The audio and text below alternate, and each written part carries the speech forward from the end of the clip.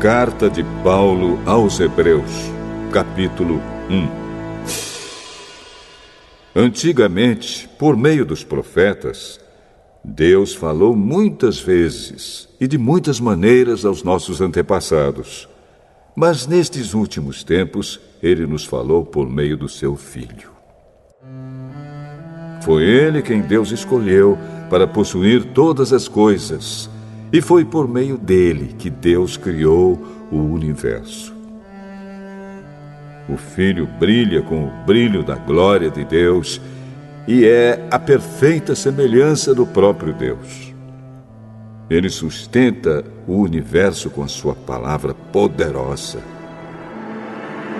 E depois de ter purificado os seres humanos dos seus pecados, sentou-se no céu, do lado direito de Deus, o Todo-Poderoso. Assim Deus fez com que o Filho fosse superior aos anjos e lhe deu um nome que é superior ao nome deles. Pois Deus nunca disse a nenhum dos seus anjos: "Você é o meu filho, hoje eu me tornei o seu pai." E também não disse a respeito de nenhum anjo: "Eu serei o pai dele, e ele será o meu filho." Porém, quando Deus enviou ao mundo seu primeiro filho, ele disse: "Que todos os anjos de Deus o adorem." A respeito dos anjos, Deus disse: "Deus faz com que os seus anjos se tornem ventos, e os seus servidores chamas de fogo." Mas a respeito do Filho, ele disse: "O teu reino, ó Deus, vai durar para todo sempre. Tu governarás o teu povo com justiça. Tu amas o bem e odeias o mal. Foi por isso que Deus, o teu Deus, te escolheu e te deu a alegria de receber uma honra muito maior do que a dos teus companheiros." E as Escrituras também dizem: "Tu, Senhor, no começo criaste a terra, e com as tuas próprias mãos fizeste os céus. A terra e o céu vão acabar, mas tu viverás para sempre. Eles ficarão velhos como roupa. Tu os dobrarás como se dobra um casaco, e serão trocados como se troca de roupa.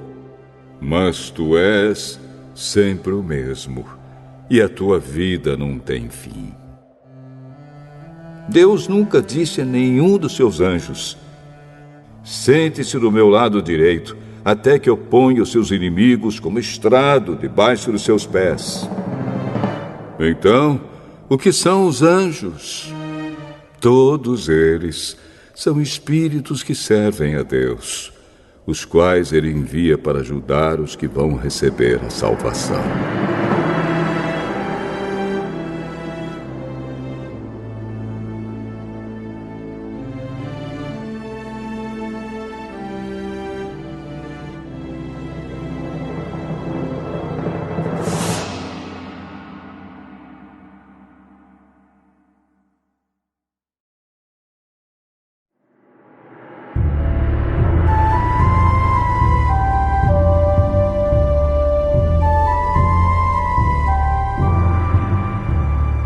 Hebreus, capítulo 2. Por isso devemos prestar mais atenção nas verdades que temos ouvido, para não nos desviarmos delas. Não há dúvida de que a mensagem que foi dada por meio dos anjos é verdadeira. E aqueles que não a seguiram nem foram obedientes a ela, receberam o castigo que mereciam. Sendo assim, como é que nós escaparemos do castigo se desprezarmos uma salvação tão grande? Primeiro, o próprio Senhor Jesus anunciou essa salvação, e depois aqueles que a ouviram nos provaram que ela é verdadeira. Ao mesmo tempo, por meio de sinais de poder, maravilhas e muitos tipos de milagres, Deus confirmou o testemunho deles. E, de acordo com sua vontade, distribuiu também os dons do Espírito Santo. Pois Deus não deu aos anjos o poder de governar o mundo novo que está por vir, o mundo do qual estamos falando. Pelo contrário, em alguma parte das Escrituras Sagradas, alguém afirma que é um simples ser humano, ó Deus, para que penses nele. Que é o ser mortal para que te preocupes com ele. Tu o colocaste por pouco tempo em posição inferior à dos anjos. Tu lhe deste a glória e a honra de um rei e puseste todas as coisas debaixo do domínio dele. Quando se diz que Deus pôs todas as coisas debaixo do domínio dele, isso quer dizer que nada ficou de fora. Porém, não vemos o ser humano governando hoje todas as coisas. Mas nós vemos Jesus fazendo isso. Por um pouco de tempo, ele foi colocado em posição inferior à dos anjos, para que, pela graça de Deus, ele morresse por todas as pessoas. Agora nós o vemos coroado de glória e de honra por causa da morte que ele sofreu. Pois Deus, que cria e sustenta todas as coisas, fez o que era apropriado e tornou Jesus perfeito por meio do sofrimento. Deus fez isso a fim de que muitos, isto é, os seus filhos, tomassem parte na glória de Jesus. Pois é Jesus quem os guia para a salvação. Jesus purifica as pessoas dos seus pecados, e todos, tanto ele como os que são purificados, têm o mesmo Pai. É por isso que Jesus não se envergonha de chamá-los de irmãos. Como ele diz: ó Deus, eu falarei a respeito de ti aos meus irmãos e te louvarei na reunião do povo. Diz também: eu confiarei nele. E diz ainda: aqui estou eu com os filhos que Deus me deu. Os filhos, como ele os chama, são pessoas de carne e sangue. E por isso o próprio Jesus se tornou igual a eles, tomando parte na natureza humana deles. Ele fez isso para que, por meio da sua morte, pudesse destruir o diabo, que tem poder sobre a morte. E também para libertar os que foram escravos toda a sua vida por causa do medo da morte. É claro que ele não veio para ajudar os anjos. Em vez disso, como dizem as Escrituras, ele ajuda os descendentes de Abraão. Isso quer dizer que foi preciso que Jesus se tornasse em tudo igual aos seus irmãos, a fim de ser o grande sacerdote deles, bondoso e fiel no seu serviço a Deus, para que os pecados do povo fossem perdoados. E agora Jesus pode ajudar os que são tentados, pois ele mesmo foi tentado e sofreu.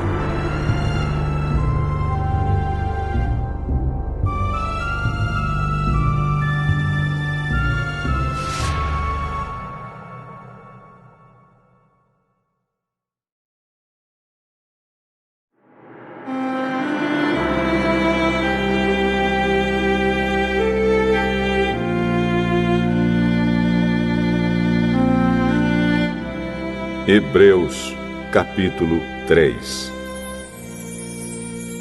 Meus irmãos na fé, vocês que também foram chamados por Deus, olhem para Jesus, que Deus enviou para ser o grande sacerdote da fé que professamos. Pois ele foi fiel a Deus, que o escolheu para esse serviço, assim como Moisés foi fiel no seu trabalho em toda a casa de Deus. Assim como a pessoa que constrói uma casa é mais importante do que a casa, assim também Jesus é mais importante do que Moisés.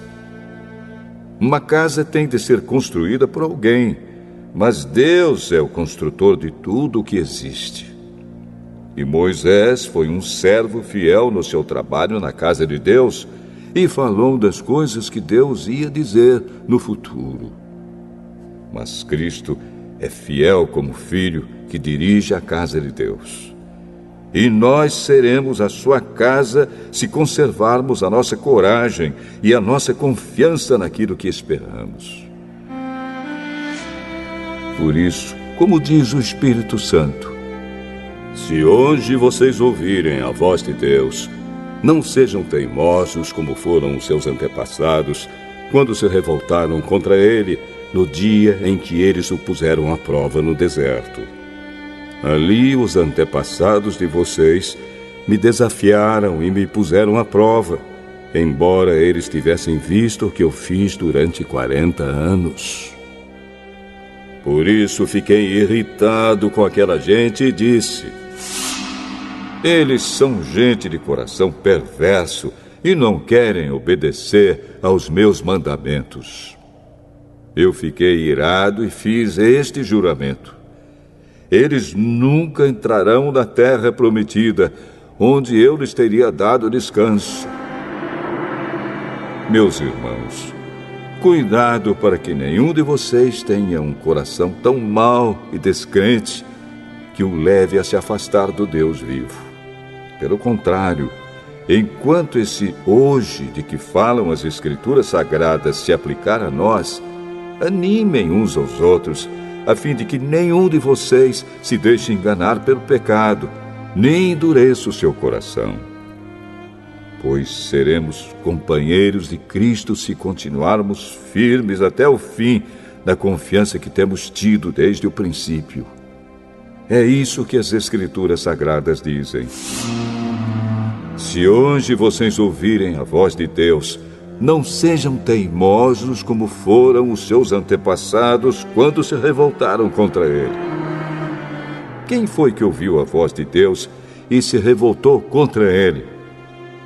Foram todos os que Moisés tirou do Egito. Com quem foi que Deus se irritou durante 40 anos? Foi com os que pecaram e caíram mortos no deserto. E de quem é que Deus estava falando quando fez este juramento? Eles nunca entrarão na terra prometida, onde eu lhes teria dado descanso. Ele estava falando das pessoas que se revoltaram. Portanto, vemos que elas não puderam entrar na terra prometida porque não tiveram fé.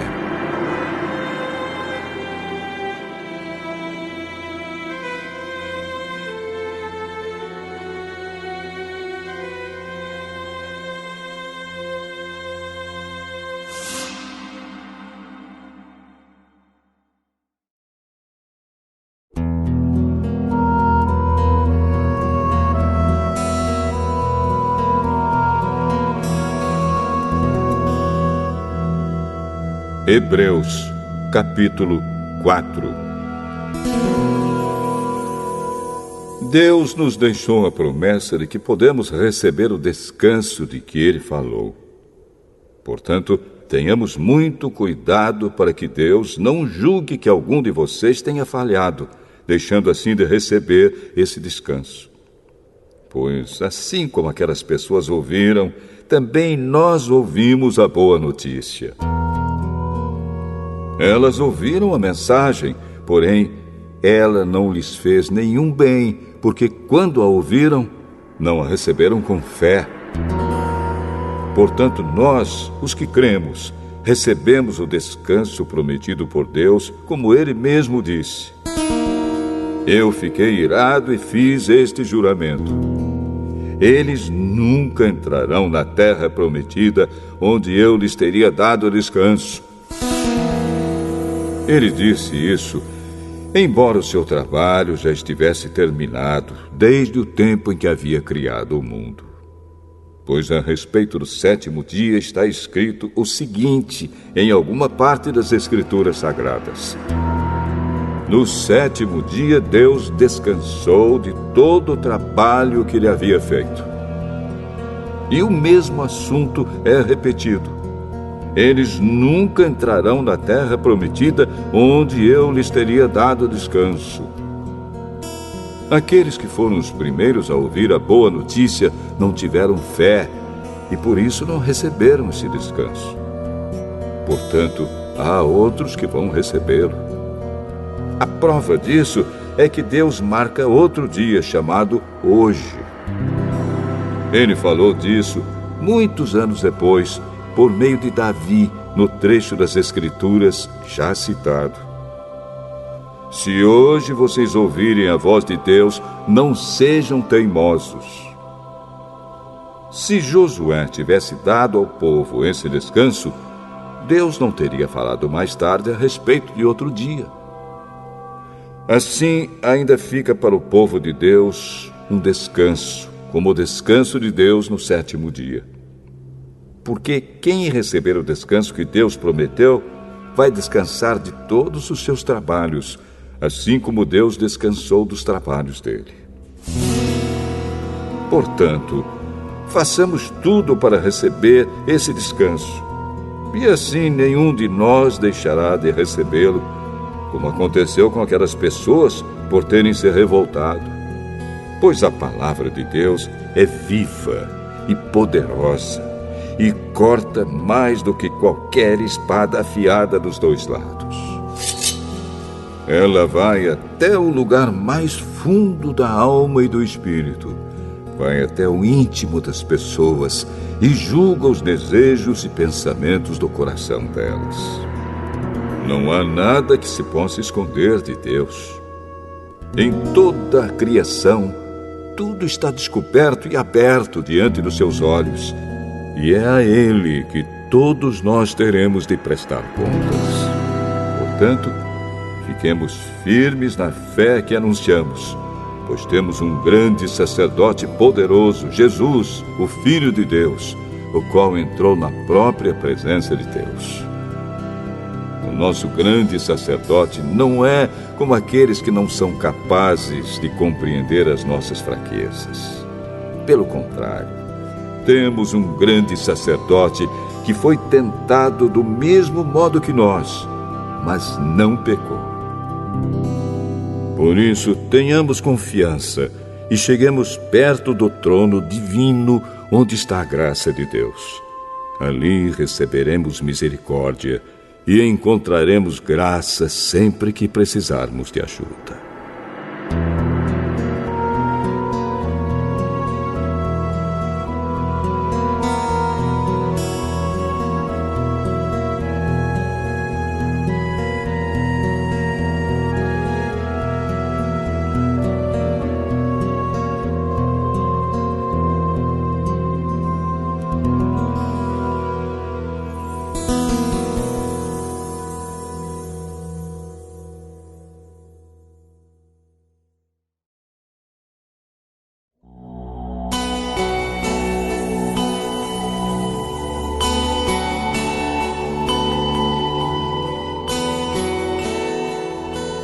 Hebreus, capítulo 5.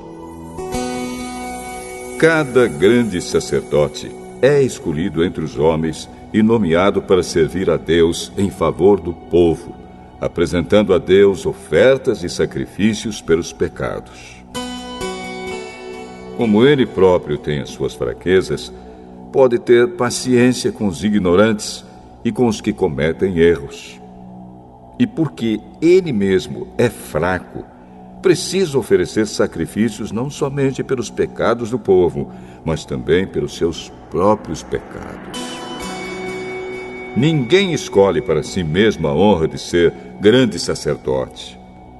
É somente pela vontade de Deus que um homem é chamado para ser grande sacerdote, como aconteceu com Arão. Assim também Cristo não tomou para si mesmo a honra de ser grande sacerdote. Foi Deus quem lhe deu essa honra, pois lhe disse: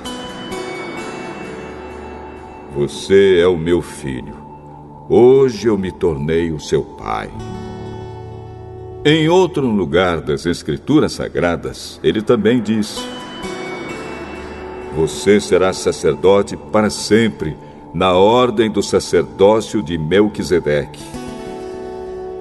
Durante a sua vida aqui na terra, Cristo, em voz alta e com lágrimas, fez orações e súplicas a Deus que o podia salvar da morte.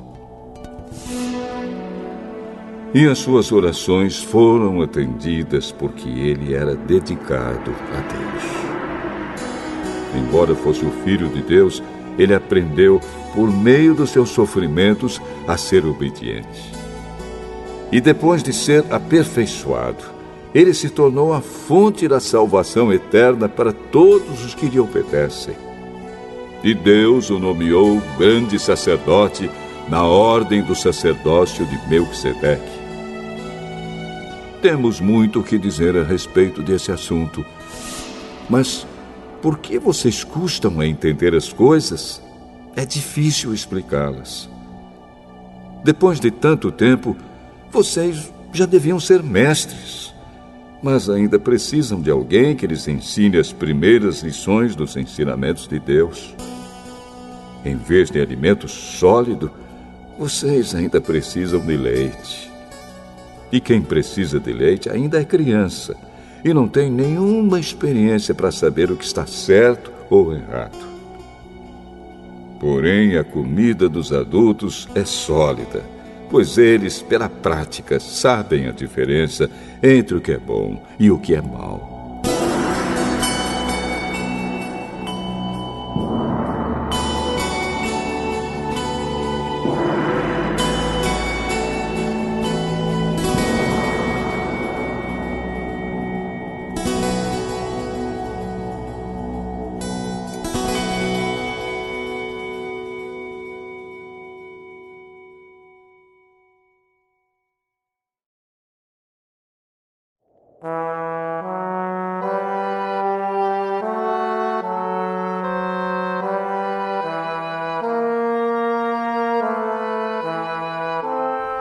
Hebreus, capítulo 6.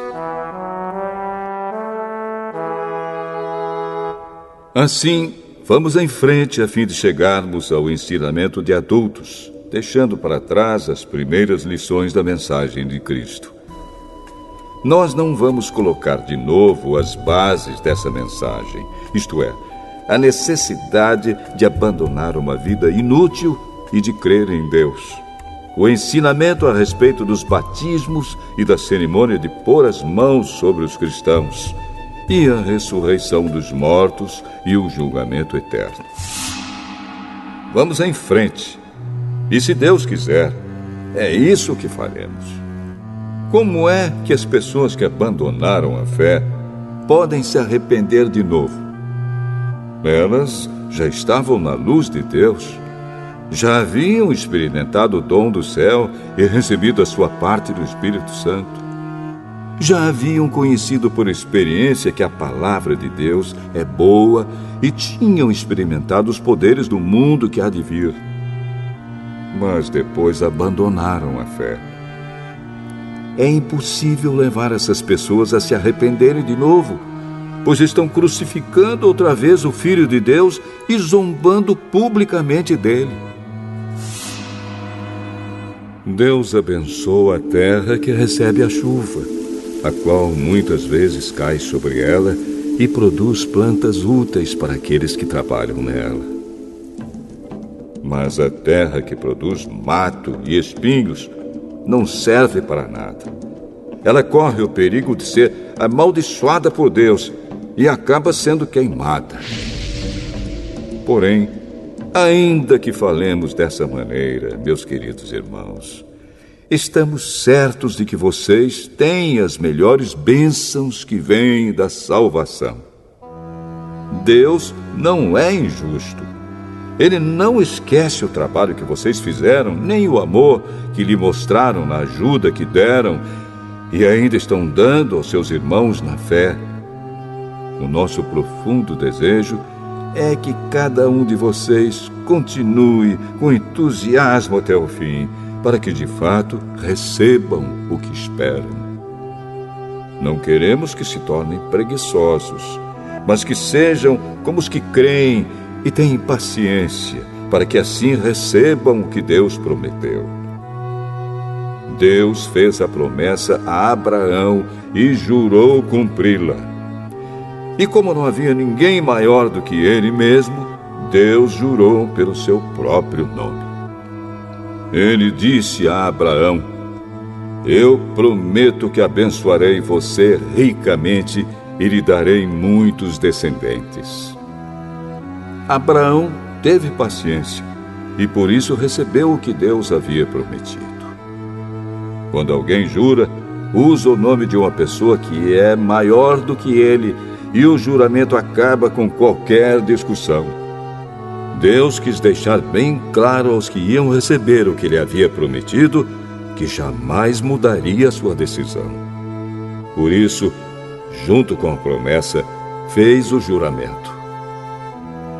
Portanto, há duas coisas que não podem ser mudadas, e a respeito delas, Deus não pode mentir. E assim nós, que encontramos segurança nele, nos sentimos muito encorajados a nos manter firmes na esperança que nos foi dada. Essa esperança mantém segura e firme a nossa vida, assim como a âncora mantém seguro o barco. Ela passa pela cortina do templo do céu e entra no lugar santíssimo celestial. Foi lá que, para o nosso bem, Jesus entrou antes de nós. E ele se tornou para sempre o grande sacerdote, na ordem do sacerdócio de Melquisedeque.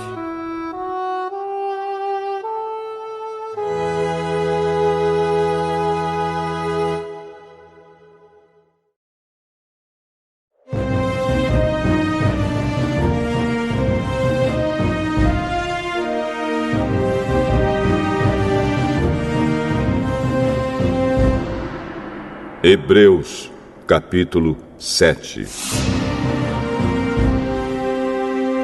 Esse Melquisedeque era rei da cidade de Salém e sacerdote do Deus Altíssimo.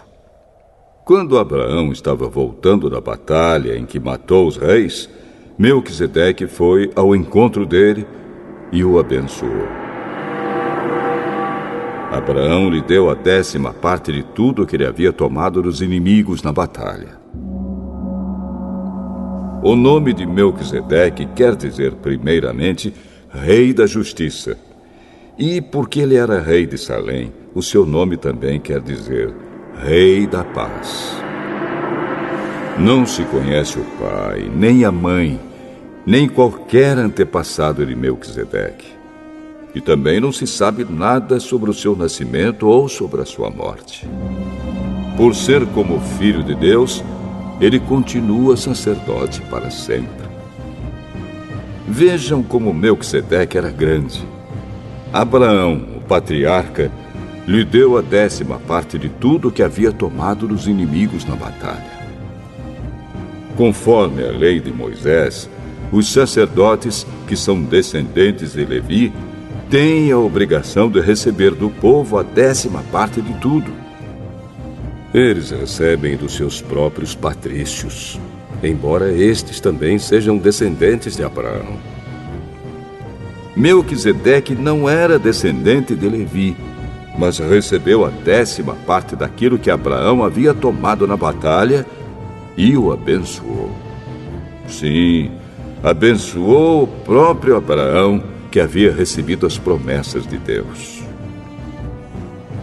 Não há dúvida de que aquele que abençoa é mais importante do que aquele que é abençoado. No caso dos sacerdotes, a 10ª parte é recebida por homens que um dia vão morrer.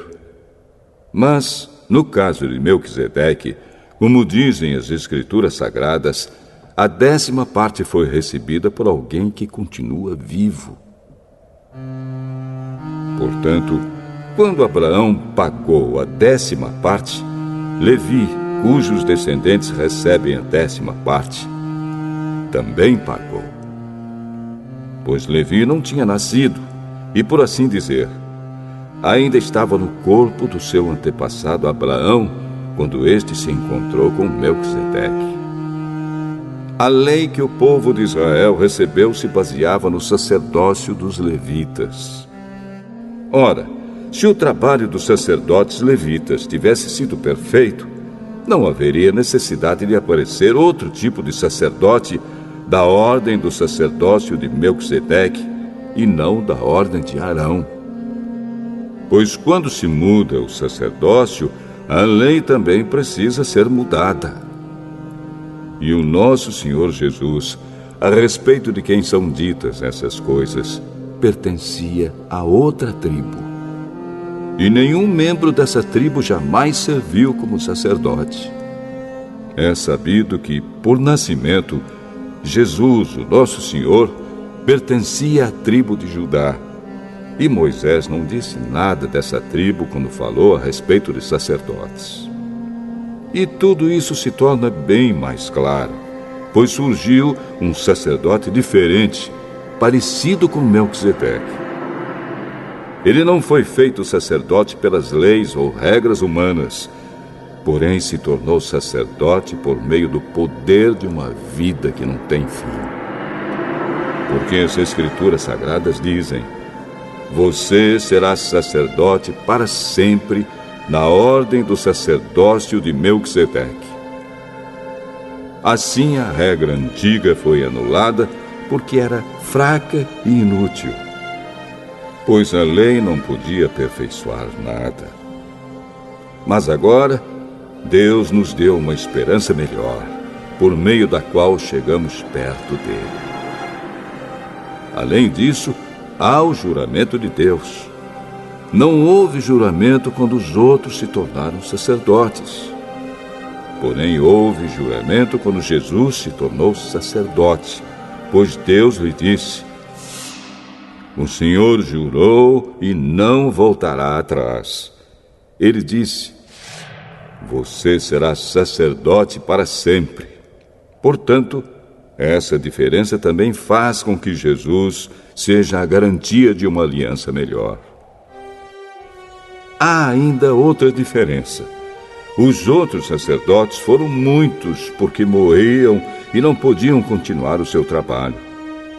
Mas Jesus vive para sempre e o seu sacerdócio não passa para ninguém.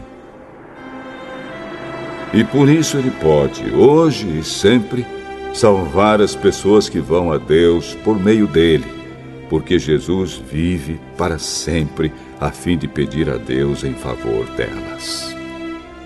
Por isso Jesus é o grande sacerdote de que necessitamos. Ele é perfeito e não tem nenhum pecado ou falha. Ele foi separado dos pecadores e elevado acima dos céus. Ele não é como os outros grandes sacerdotes. Não precisa oferecer sacrifícios todos os dias, primeiro pelos seus próprios pecados e depois pelos pecados do povo.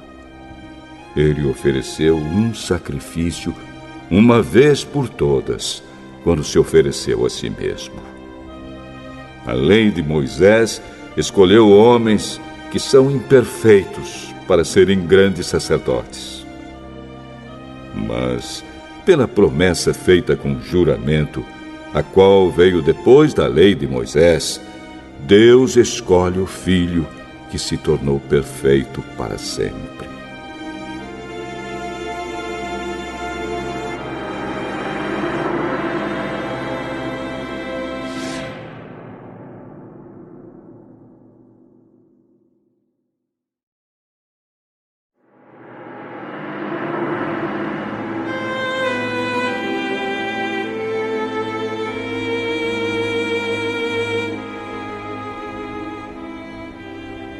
Hebreus, capítulo 8. A coisa mais importante de tudo o que estamos dizendo tem a ver com o sacerdote que nós temos. Ele é o grande sacerdote que está sentado no céu, do lado direito do trono de Deus, o Todo-Poderoso. Ele faz o seu serviço no lugar santíssimo, na verdadeira tenda, que foi armada pelo Senhor e não por seres humanos. Todo grande sacerdote é escolhido para apresentar a Deus as ofertas e os sacrifícios de animais. E por isso é necessário que o nosso grande sacerdote tenha também alguma coisa para oferecer. Se ele estivesse na terra, não seria sacerdote, pois existem sacerdotes que apresentam as ofertas de acordo com a lei de Moisés. O trabalho que esses sacerdotes fazem é, de fato, somente uma cópia e uma sombra do que está no céu. Foi isso que aconteceu quando Deus falou com Moisés. Quando Moisés estava para construir a tenda, Deus disse: tenha cuidado para fazer tudo de acordo com o modelo que eu lhe mostrei no monte. Mas, de fato, Jesus foi encarregado de um serviço sacerdotal que é superior ao dos sacerdotes. Pois a aliança que ele conseguiu é melhor, porque ela se baseia em promessas de coisas melhores. Pois, se a primeira aliança tivesse sido perfeita, não seria necessária uma nova aliança. Mas Deus vê que o seu povo é culpado e diz: está chegando o tempo, diz o Senhor, em que farei uma nova aliança com o povo de Israel e com o povo de Judá. Essa aliança não será como aquela que eu fiz com os antepassados deles, no dia em que os peguei pela mão e os tirei da terra do Egito. Não foram fiéis à aliança que fiz com eles, e por isso, diz o Senhor, eu os desprezei. Quando esse tempo chegar, diz o Senhor, farei com o povo de Israel esta aliança. Eu porei as minhas leis na mente deles e no coração deles as escreverei. Eu serei o Deus deles e eles serão o meu povo. Ninguém vai precisar ensinar o seu patrício nem o seu parente, dizendo: procure conhecer o Senhor, porque todos me conhecerão, tanto as pessoas mais humildes como as mais importantes. Pois eu perdoarei os seus pecados e nunca mais lembrarei das suas maldades. E, quando Deus fala da nova aliança, é porque ele já tornou velha a primeira. E o que está ficando velho e gasto vai desaparecer logo.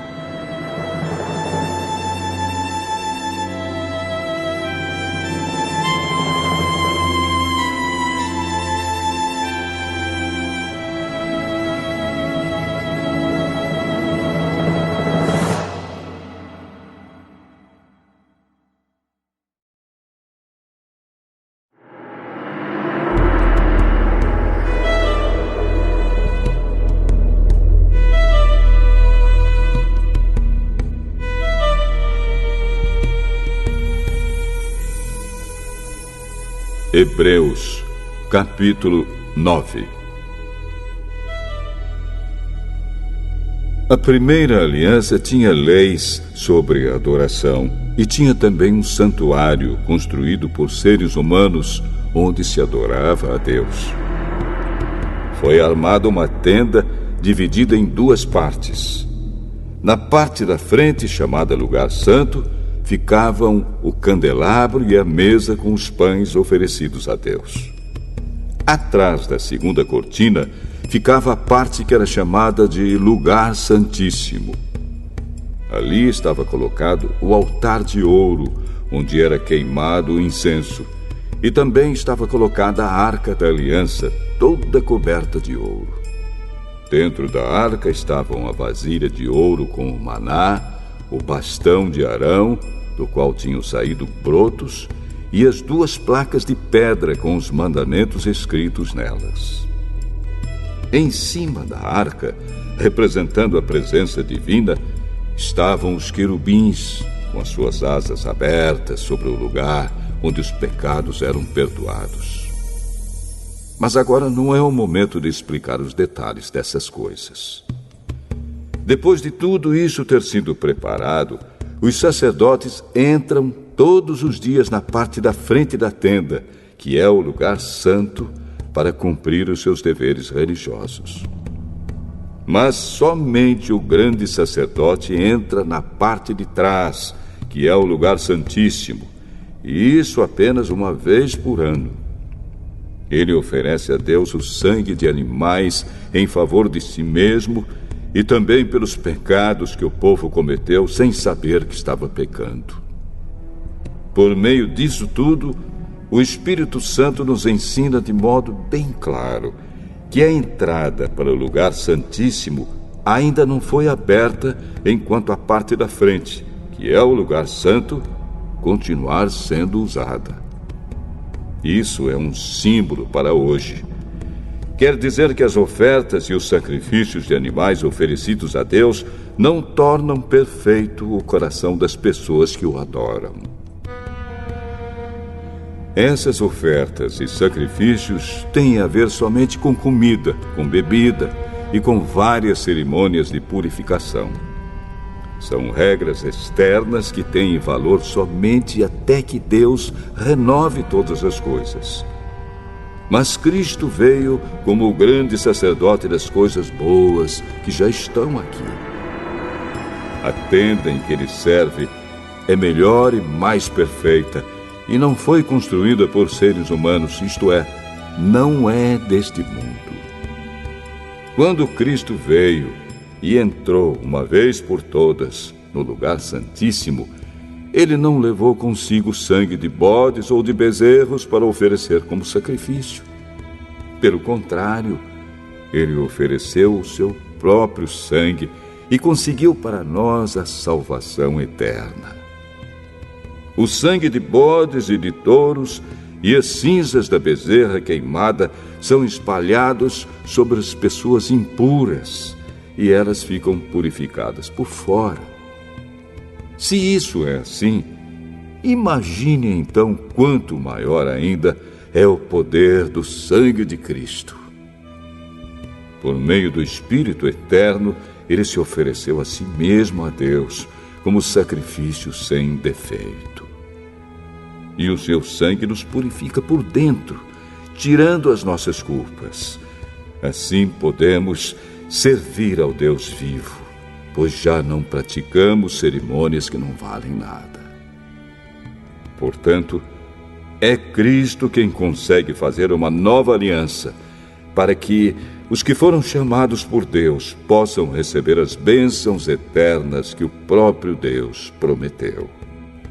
Isso pode ser feito porque houve uma morte que livrou as pessoas dos pecados que praticaram enquanto a primeira aliança estava em vigor. Onde há um testamento, é necessário provar que a pessoa que o fez já morreu. Pois o testamento não vale nada enquanto estiver vivo quem o fez. Só depois da morte dessa pessoa é que o testamento tem valor. É por isso que a primeira aliança entrou em vigor somente com o uso do sangue de animais. Em primeiro lugar, Moisés anunciou ao povo todos os mandamentos conforme estavam na lei. Depois pegou o sangue dos bezerros e dos bodes, misturou com água e borrifou o livro da lei e todo o povo, usando lã tingida de vermelho e hisopo. Então disse: Este é o sangue que sela a aliança que Deus mandou vocês obedecerem. Da mesma forma, Moisés também borrifou sangue sobre a tenda e sobre todos os objetos usados na adoração. De fato, de acordo com a lei, quase tudo é purificado com sangue. E não havendo derramamento de sangue, não há perdão de pecados. Essas coisas, que eram cópias das realidades celestiais, deviam ser purificadas desse modo. Mas as próprias coisas celestiais exigem sacrifícios bem melhores. Cristo não entrou num lugar santo feito por seres humanos, que é a cópia do verdadeiro lugar. Ele entrou no próprio céu, onde agora aparece na presença de Deus para pedir em nosso favor. O grande sacerdote entra todos os anos no lugar santíssimo, levando consigo o sangue de um animal. Porém, Cristo não entrou para se oferecer muitas vezes. Se fosse assim, ele teria de sofrer muitas vezes desde a criação do mundo. Pelo contrário, uma vez por todas ele apareceu agora, quando os tempos estão chegando ao fim, para tirar os pecados por meio do sacrifício de si mesmo. Cada pessoa tem de morrer uma vez só e depois ser julgada por Deus. Assim também Cristo foi oferecido uma só vez em sacrifício para tirar os pecados de muitas pessoas. Depois ele aparecerá pela segunda vez, não para tirar pecados, mas para salvar as pessoas que estão esperando por ele.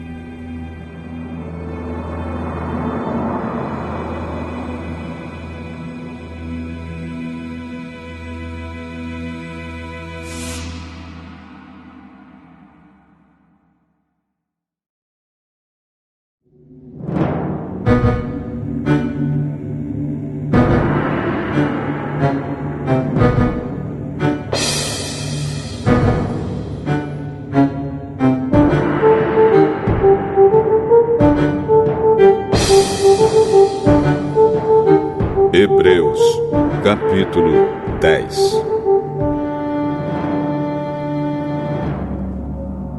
A lei dada por Moisés não é um modelo completo e fiel das coisas verdadeiras. É apenas uma sombra das coisas boas que estão para vir. Os mesmos sacrifícios são oferecidos sempre, ano após ano. Portanto, como pode a lei, por meio desses sacrifícios, aperfeiçoar as pessoas que chegam perto de Deus? Se as pessoas que adoram a Deus tivessem sido purificadas dos seus pecados, não se sentiriam mais culpadas de nenhum pecado e todos os sacrifícios terminariam.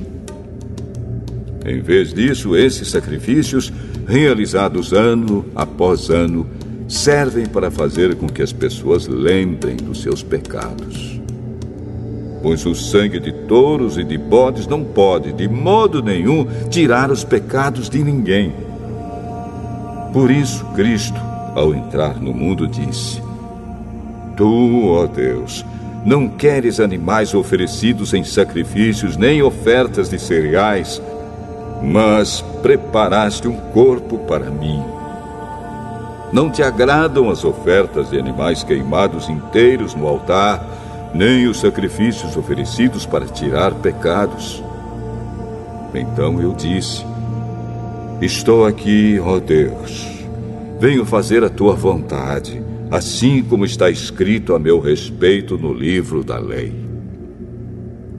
Primeiro ele disse: Tu não queres sacrifícios ou ofertas de animais, e não te agradam as ofertas dos animais queimados inteiros no altar, nem os sacrifícios oferecidos para tirar pecados. Ele disse isso embora todos os sacrifícios sejam oferecidos de acordo com a lei. Depois ele disse: Estou aqui, ó Deus, para fazer a tua vontade. Assim Deus acabou com todos os antigos sacrifícios e pôs no lugar deles o sacrifício de Cristo. E porque Jesus Cristo fez o que Deus quis, nós somos purificados do pecado pela oferta que ele fez, uma vez por todas, do seu próprio corpo. Todo sacerdote judeu cumpre todos os dias os seus deveres religiosos e oferece muitas vezes os mesmos sacrifícios, mas estes nunca poderão tirar pecados. Porém, Jesus Cristo ofereceu só um sacrifício para tirar pecados, uma oferta que vale para sempre, e depois sentou-se do lado direito de Deus. Ali, Jesus está esperando até que Deus ponha os seus inimigos como estrado debaixo dos pés dele. Assim, com um sacrifício só, ele aperfeiçoou para sempre os que são purificados do pecado. E o Espírito Santo também nos dá o seu testemunho sobre isso. Primeiro ele diz: Quando esse tempo chegar, diz o Senhor, eu farei com o povo de Israel esta aliança. Porei as minhas leis no coração deles e na mente deles as escreverei. Depois ele diz, não lembrarei mais dos seus pecados nem das suas maldades.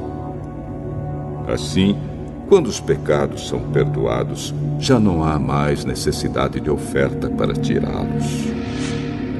Por isso, irmãos, por causa da morte de Jesus na cruz, nós temos completa liberdade de entrar no lugar santíssimo. Por meio da cortina, isto é, por meio do seu próprio corpo, ele nos abriu um caminho novo e vivo. Nós temos um grande sacerdote para dirigir a casa de Deus. Portanto, cheguemos perto de Deus com um coração sincero e uma fé firme, com a consciência limpa das nossas culpas e com o corpo lavado com a água pura. Guardemos firmemente a esperança da fé que professamos, pois podemos confiar que Deus cumprirá as suas promessas. Pensemos uns nos outros, a fim de ajudarmos todos a terem mais amor e a fazerem o bem. Não abandonemos, como alguns estão fazendo, o costume de assistir às nossas reuniões. Pelo contrário, animemos uns aos outros, e ainda mais agora que vocês veem que o dia está chegando. Pois, se continuarmos a pecar de propósito, depois de conhecer a verdade, já não há mais sacrifício que possa tirar os nossos pecados.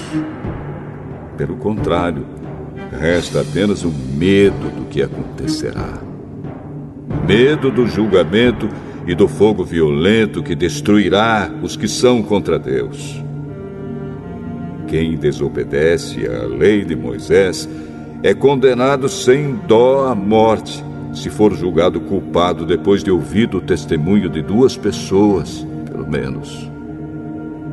Então, o que será que vai acontecer com os que desprezam o Filho de Deus e consideram como coisa sem valor o sangue da aliança de Deus, que os purificou? E o que acontecerá com quem insulta o Espírito de Deus, que o ama? Imaginem como será pior ainda o castigo que essa pessoa vai merecer. Pois sabemos quem foi que disse, eu me vingarei, eu acertarei contas com eles. E quem também disse, o Senhor julgará o seu povo. Que coisa terrível é cair nas mãos do Deus vivo. Lembrem do que aconteceu no passado. Naqueles dias, depois que a luz de Deus os iluminou, vocês sofreram muitas coisas, mas não foram vencidos na luta. Alguns foram insultados e maltratados publicamente, e em outras ocasiões vocês estavam prontos para tomar parte no sofrimento dos que foram tratados assim. Vocês participaram do sofrimento dos prisioneiros. E quando tudo que vocês tinham foi tirado, vocês suportaram isso com alegria, porque sabiam que possuíam uma coisa muito melhor, que dura para sempre. Portanto, não percam a coragem, pois ela traz uma grande recompensa. Vocês precisam ter paciência para poder fazer a vontade de Deus e receber o que Ele promete. Pois, como Ele diz nas Escrituras Sagradas, um pouco mais de tempo, um pouco mesmo, e virá aquele que tem de vir. Ele não vai demorar. E todos aqueles que eu aceito terão fé em mim e viverão. Mas, se uma pessoa voltar atrás, eu não ficarei contente com ela. Nós não somos gente que volta atrás e se perde. Pelo contrário, temos fé e somos salvos.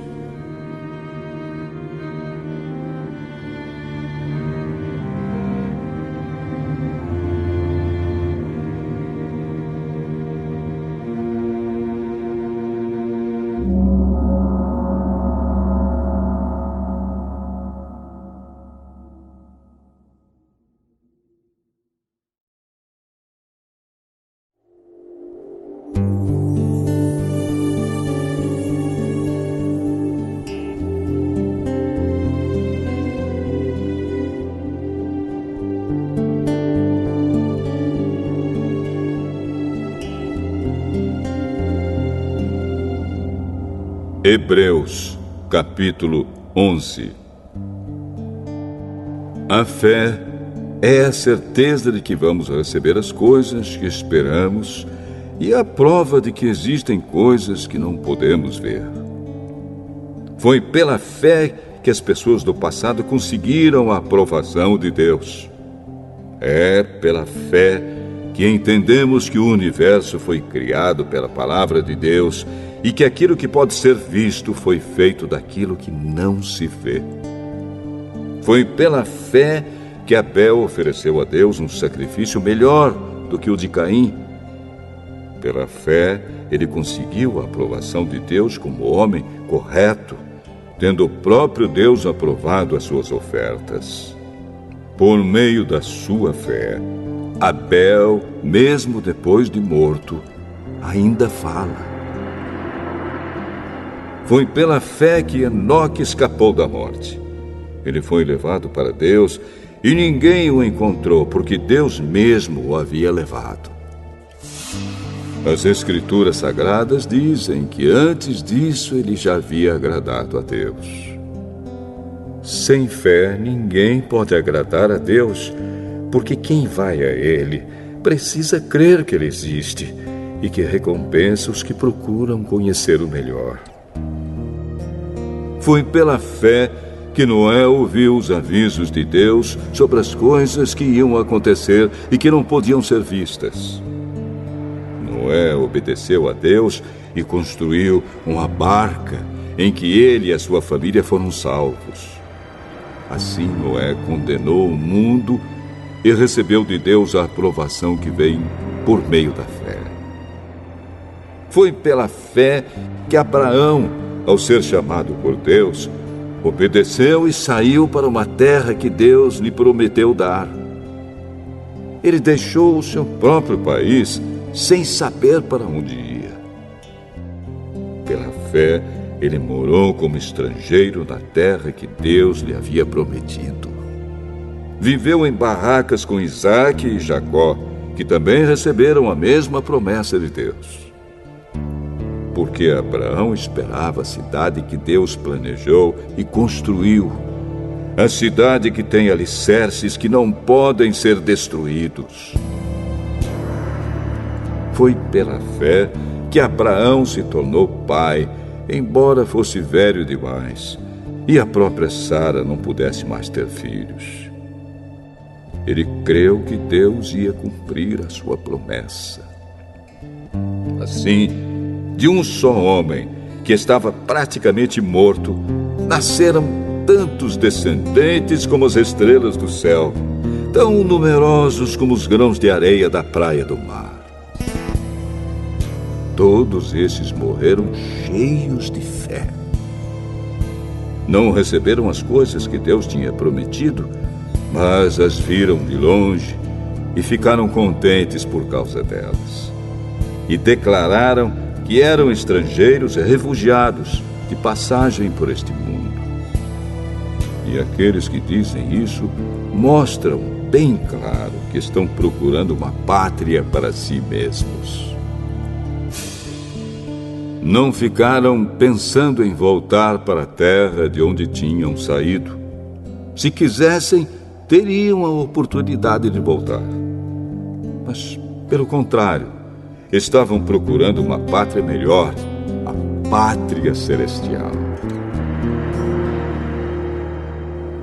E Deus não se envergonha de ser chamado de o Deus deles, porque Ele mesmo preparou uma cidade para eles. Foi pela fé que Abraão, quando Deus o quis pôr à prova, ofereceu seu filho Isaque em sacrifício. Deus tinha prometido muitos descendentes a Abraão, mas mesmo assim ele estava pronto para oferecer o seu único filho em sacrifício. Deus lhe tinha dito: por meio de Isaque é que você terá descendentes. Abraão reconhecia que Deus era capaz de ressuscitar Isaque, e por assim dizer, Abraão tornou a receber da morte o seu filho Isaque. Foi pela fé que Isaque prometeu bênçãos para o futuro a Jacó e a Esaú. Foi pela fé que Jacó, pouco antes de morrer, abençoou os filhos de José. Ele se apoiou na sua bengala e adorou a Deus. Foi pela fé que José, quando estava para morrer, falou da saída dos israelitas do Egito e deu ordens sobre o que deveria ser feito com o seu corpo. Foi pela fé que os pais de Moisés, quando ele nasceu, o esconderam durante 3 meses. Eles viram que o menino era bonito e não tiveram medo de desobedecer a ordem do rei. Foi pela fé que Moisés, quando já era adulto, não quis ser chamado de filho da filha de Faraó. Ele preferiu sofrer com o povo de Deus, em vez de gozar, por pouco tempo, os prazeres do pecado. Ele achou que era muito melhor sofrer o desprezo por causa do Messias do que possuir todos os tesouros do Egito. É que ele tinha os olhos fixos na recompensa futura. Foi pela fé que Moisés saiu do Egito, sem ter medo da raiva do rei, e continuou firme, como se estivesse vendo o Deus invisível. Pela fé, Moisés começou o costume de celebrar a Páscoa e mandou marcar com sangue as portas das casas dos israelitas para que o anjo da morte não matasse os filhos mais velhos deles. Foi pela fé que os israelitas atravessaram o Mar Vermelho como se fosse terra seca. E quando os egípcios tentaram atravessar, o mar os engoliu. Foi pela fé que caíram as muralhas de Jericó, depois que os israelitas marcharam em volta delas durante 7 dias. Foi pela fé que Raabe, a prostituta, não morreu com os que tinham desobedecido a Deus, pois ela havia recebido bem os espiões israelitas. O que mais posso dizer? O tempo é pouco para falar de Gideão, de Baraque, de Sansão, de Jefté, de Davi, de Samuel e dos profetas. Pela fé, eles lutaram contra nações inteiras e venceram.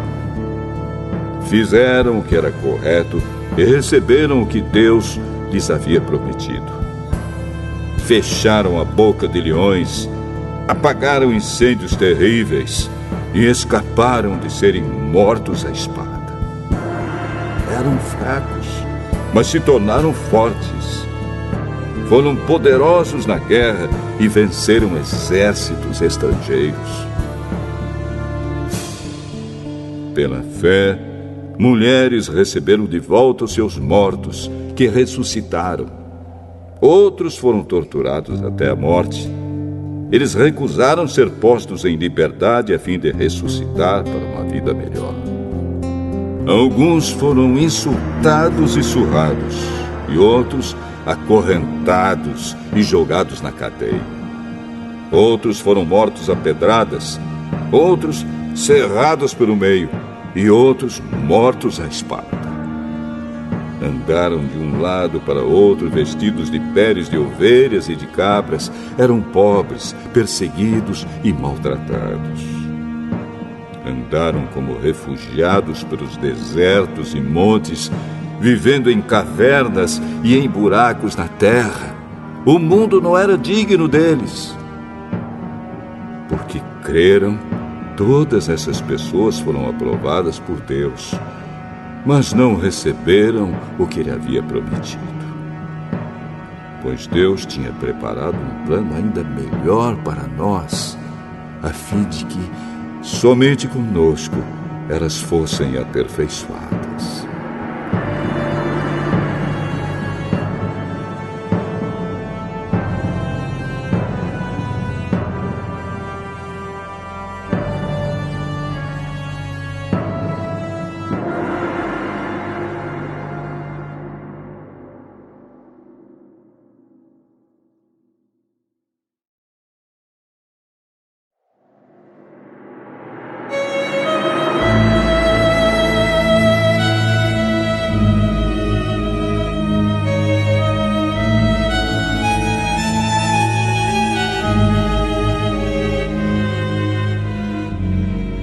Hebreus, capítulo 12.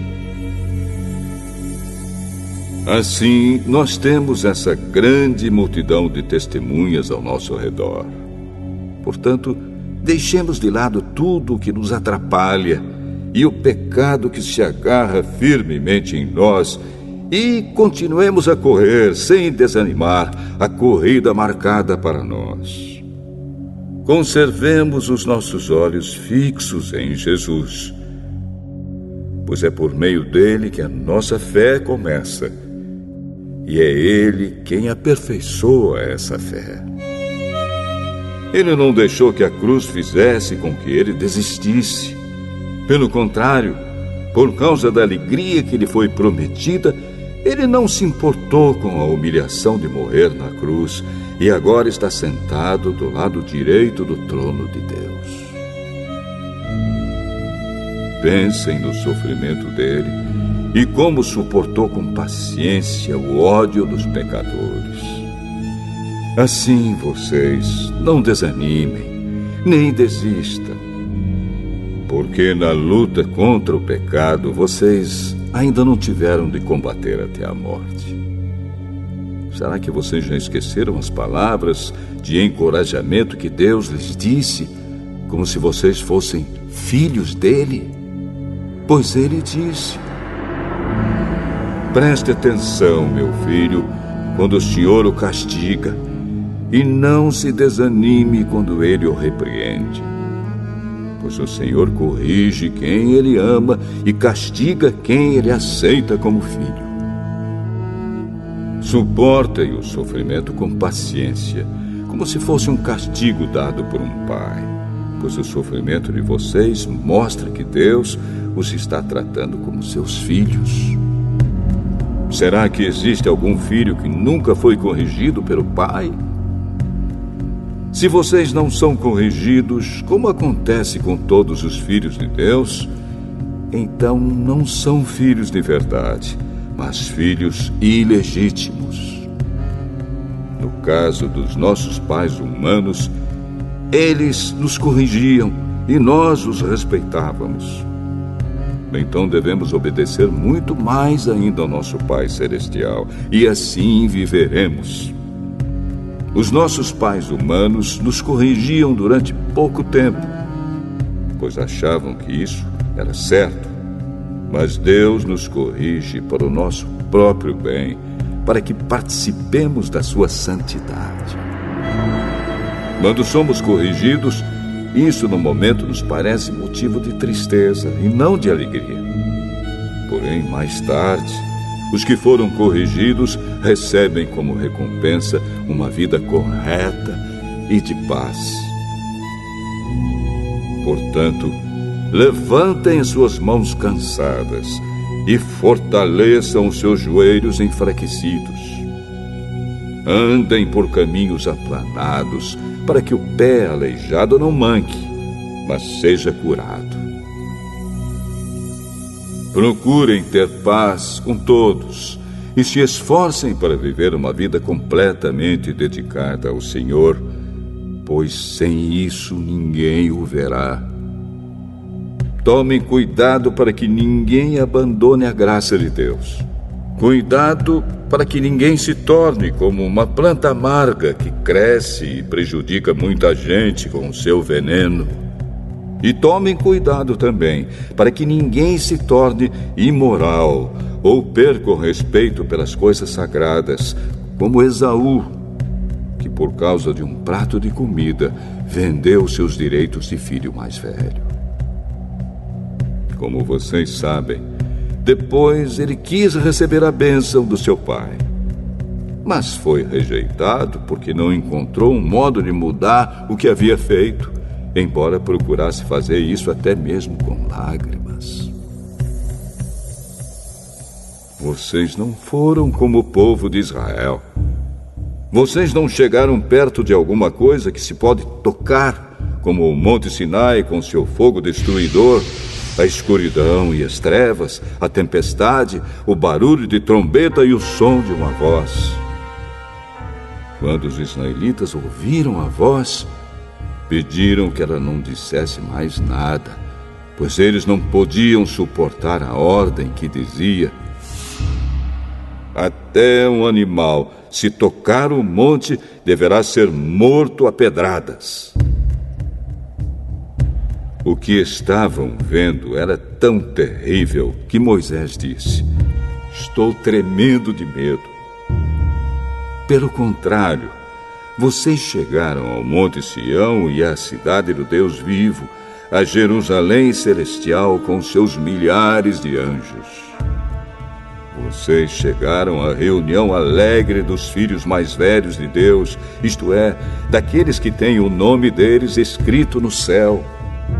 Vocês chegaram até Deus, que é o juiz de todos, e chegaram também aos espíritos dos que são corretos e que foram aperfeiçoados.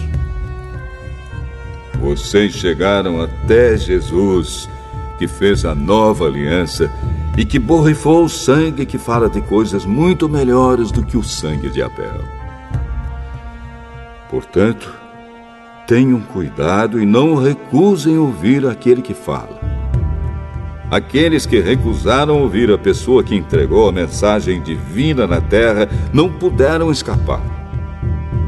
Por isso, muito menos escaparemos nós se rejeitarmos aquele que lá do céu nos fala.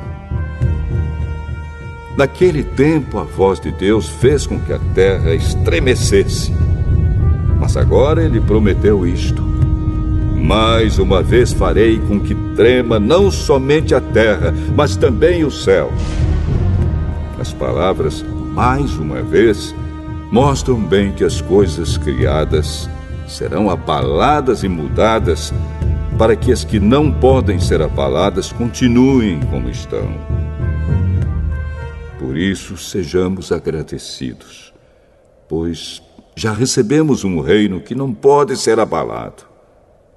Sejamos agradecidos e adoremos a Deus de um modo que o agrade, com respeito e temor.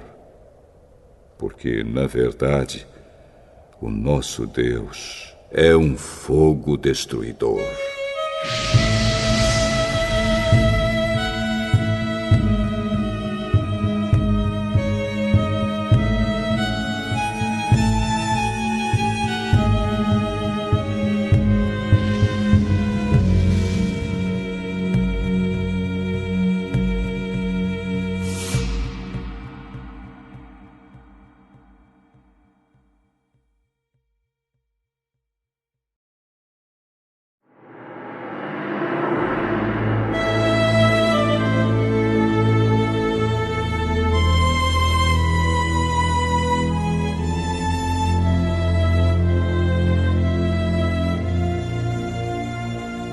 Hebreus, capítulo 13.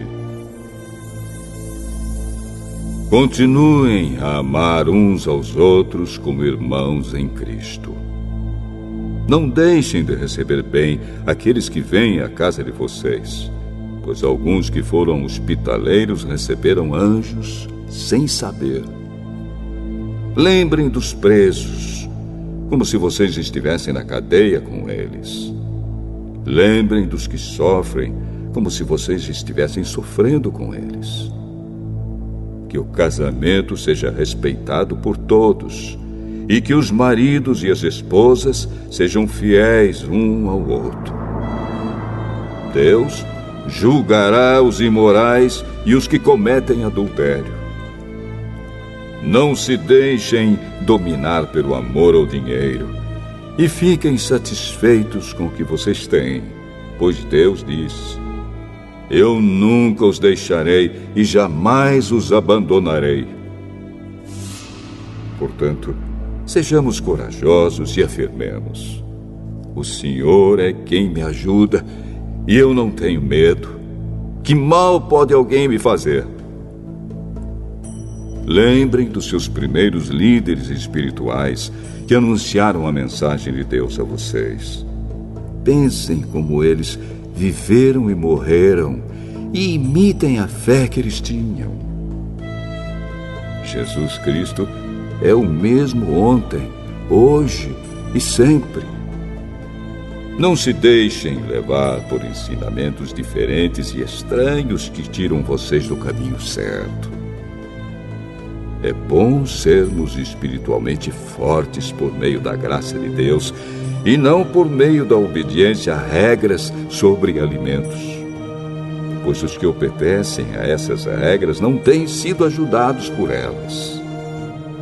Os sacerdotes que servem no templo não têm o direito de comer do sacrifício que é oferecido sobre o nosso altar. O grande sacerdote leva o sangue de animais para dentro do lugar santíssimo, a fim de oferecê-lo como sacrifício pelos pecados. Mas os corpos dos animais são queimados fora do acampamento. Por isso Jesus também morreu fora da cidade de Jerusalém para, com o seu próprio sangue, purificar o povo dos seus pecados.